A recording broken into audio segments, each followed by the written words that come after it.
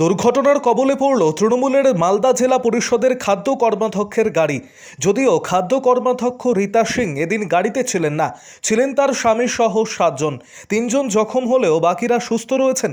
মঙ্গলবার বিকেল নাগাদ ঘটনাটি ঘটেছে পুরাতন মালদার ভাবুক অঞ্চলের চেঁচুমোড় 12 নম্বর জাতীয় সড়কে।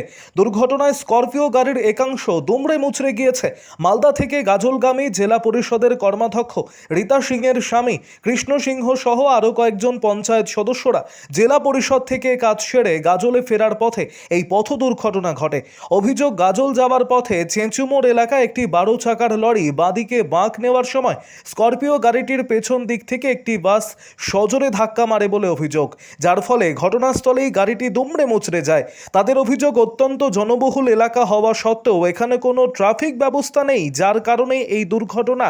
আহতদের মধ্যে ছিলেন তৃণমূলের পঞ্চায়েত সমিতির সদস্যের স্বামী ভূষণ সরকার, পান্ডুয়া গ্রাম পঞ্চায়েতের সদস্যা ফতেমা খাতুন সহ আরও একজন। প্রত্যেককে চিকিৎসার জন্য মালদা মেডিকেল কলেজ ও হাসপাতালে পাঠানো হয়েছে। এদিকে দুর্ঘটনার ফলে 12 নম্বর জাতীয় সড়কে বিশাল যানজটের সৃষ্টি হয়। আরও আপডেট থাকতে আমাদের ভিডিও শেয়ার ও ফেসবুক পেজটিকে লাইক করে ফলো করে দিন।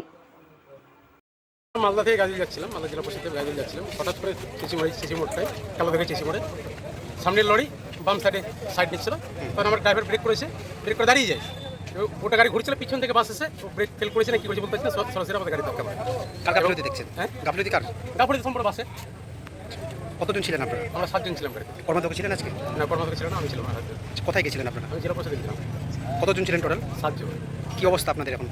3 জন একটু ইনজিওর হয়েছে, একটা বাচ্চা ছিল, বাচ্চাটা ঠিক আছে হাসপাতালে? হাসপাতালে। গাড়ির অবস্থা কি আছে? গাড়ি পুরো ড্যামেজ।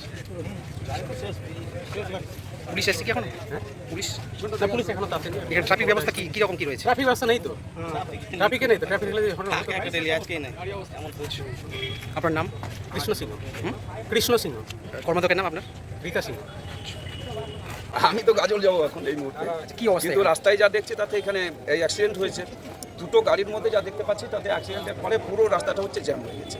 রাস্তা ক্লিয়ার করা উচিত, আর অনেকক্ষণ আগেই হয়েছে যা শুনছি, এটা তাড়াতাড়ি করে ক্লিয়ার করা উচিত ছিল, তাহলে এতক্ষণে গাড়ি চলাচল শুরু হয়ে যেত। বলছি সাথে তাই ওদেরই গাড়ি নাকি? খুবই মর্মান্তিক এটা হলে। এই যে যেভাবে হয়েছে তাদের আমি এই মুহূর্তে এসছি তো সব জানা হয়নি। অ্যাকচুয়ালি তাদের কোনো লোকের কোনো রকম কিছু হয়নি তো, যখন তখন কিছু হয়নি। খুবই দুঃখজনক। এটার জন্য ওদের তাড়াতাড়ি করে তাদের ঠিকমতো রেস্কিউ করা, তাদেরকে সময়ের মধ্যে তাদের চিকিৎসা করানো এবং রাস্তাটাকে ক্লিয়ার করে দেওয়া, এটা ট্রাফিকের এগেনস্টে ব্যবস্থা নেওয়া উচিত। যার উপরে দায়িত্ব ছিল ট্রাফিক পুলিশ, তিনি এখানে তার দায়িত্ব পালন করেনি, তার বিরুদ্ধে ব্যবস্থা করা হচ্ছে, তার বিরুদ্ধে কঠোরতম ব্যবস্থা গ্রহণ করা হচ্ছে। তো আসছিলাম পান্ডুয়া থেকে, দেখলাম যে এখানে একটা অ্যাক্সিডেন্ট হয়েছে। আমাদেরই লোক, কৃষ্ণদা আমাদের জেলা পরিষদের সদস্য হাজবেন্ড এবং আমাদেরই পান্ডুয়ার লোকজন খাতিমরা ছিল।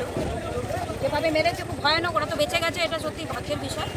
পুলিশ প্রশাসন এসেছেন, পুরো বিষয়টা দেখছেন। আমরা বললাম যে কেসটা স্টার্ট করতে, ওরা এভিডেন্স দেবে এবং তারপর পুলিশ প্রশাসন ব্যবস্থা নেবে। কর্মাধ্যক্ষ কি ছিলেন আজকে? হ্যাঁ, কর্মাধ্যক্ষ ছিলেন, ওনার হাজবেন্ড ছিলেন। কি অবস্থা আছে? ওরা ঠিক আছে, ড্রাইভারের হয়তো লেগেছে, তো আমরা বলেছি হসপিটালে নিয়ে যেতে। পুলিশ প্রশাসনকে আমি বললাম হসপিটালে যাতে নিয়ে যেতে। শুধু একটা ঘটনা ঘটেছে, এখন যেটাই ঘটেছে দুঃখজনক ঘটনা ঘটেছে। আমরা পুলিশ প্রশাসনকে বলবো ইনভেস্টিগেট করে দেখতে যেখানে কার দোষ আছে এবং সঠিক ব্যবস্থা তারা নেবে।